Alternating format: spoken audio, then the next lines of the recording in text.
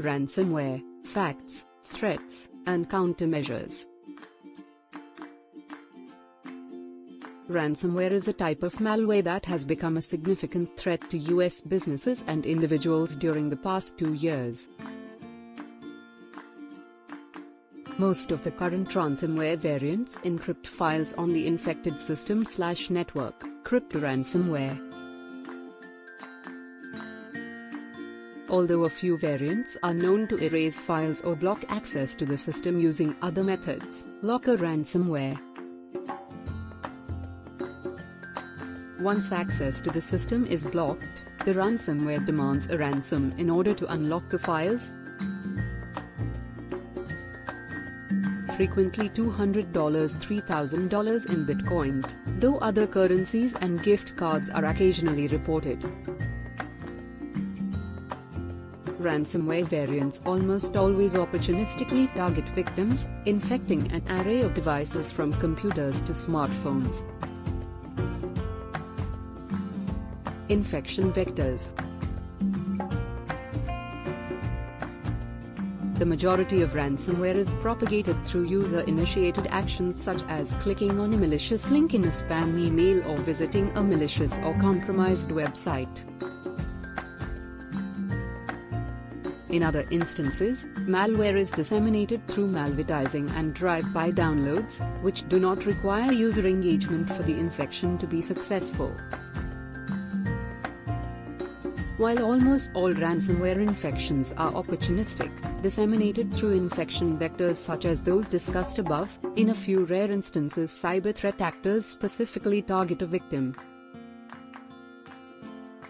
This may occur after the actors realize that a sensitive entity has been infected or because of specific infection attempts.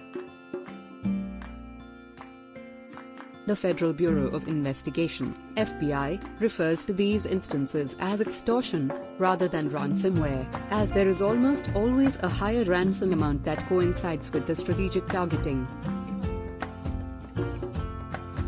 This was the case in spring 2016, when several hospitals infected with strategically targeted ransomware made the news. Additional capabilities. In the past year, ransomware variants features have expanded to include data exfiltration, participation in distributed denial of service, DDoS, attacks, and anti-detection components. One variant deletes files regardless of whether or not a payment was made. Another variant includes the capability to lock cloud-based backups when systems continuously back up in real time, aka during persistent synchronization. Other variants target smartphones and Internet of Things, IoT, devices. Although not as common, some variants claim to be from a law enforcement agency and that the user owes a fee or fine for conducting illegal activities, such as viewing pornography. In an effort to appear more legitimate, these variants can use techniques to identify the victim's rough geographic location in order to use the name of a specific law enforcement agency. No U.S. law enforcement agency will ever remotely lock or disable a computer and demand a fine to unlock it. How to mitigate the risk of ransomware infections. These recommendations are not comprehensive but provide general best practices. Securing networks and systems. Have an incident response plan that includes what to do during a ransomware event. Backups are critical. Use a backup system that allows multiple iterations of the backups to be saved, in case a copy of the backups includes encrypted or infected files. Use antivirus and anti-spam solutions. Enable regular system and network scans with antivirus programs enabled to automatically update signatures. Implement an anti-spam solution to stop phishing emails from reaching the network. Consider adding a warning banner to all emails from external sources that reminds users of the dangers of clicking on links and opening attachments. Disable macros scripts. Consider using Office Viewer software to open Microsoft Office files transmitted via email instead of full Office Suite applications. Keep all systems patched, including all hardware, including mobile devices, operating systems, software, and applications, including cloud locations and content management systems, CMS. Use a centralized patch management system if possible.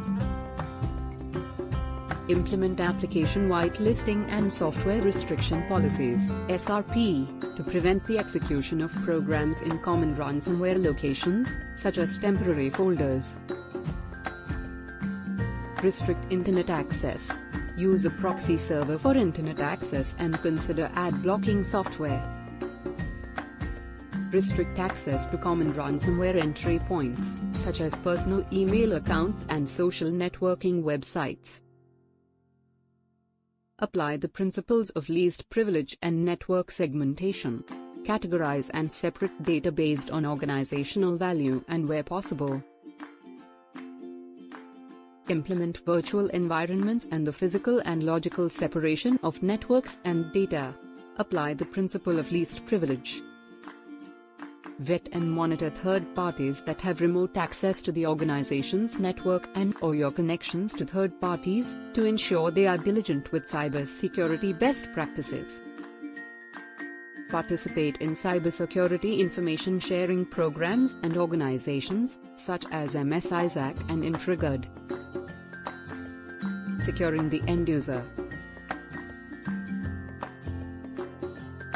Provide social engineering and phishing training to employees.